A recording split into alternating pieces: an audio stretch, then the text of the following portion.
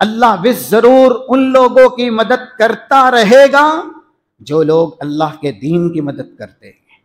اللہ نے اپنی صفت بیان کی، قوی اور عزیز، اس سے زیادہ طاقتور کوئی نہیں، اس سے زیادہ قابل عزت کوئی نہیں، عزت کا مالک وہ ہے۔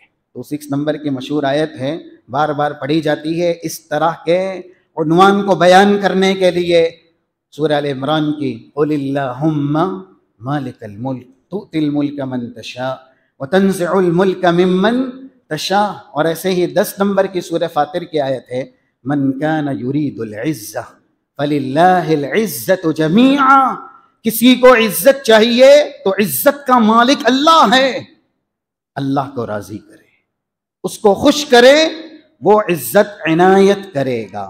تو قرآن میں اللہ نے کہا کہ وہ قوی بھی ہیں، عزیز بھی ہیں، لوگوں کو قوت عزت وہی دیتا ہے، لیکن کنہیں دے گا؟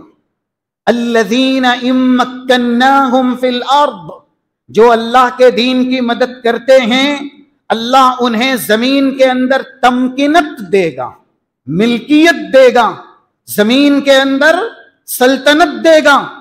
اور ان کی پہلی خوبی اللہ کے دین کی مدد کرنے والوں کی، اقاموا الصلاۃ، جو نماز کی حفاظت کریں گے، جو نماز کی اقامت کریں گے، جو نماز پر قائم رہیں گے، اللہ انہیں زمین پر امام بنائے گا، خلیفہ بنائے گا، نائب بنائے گا۔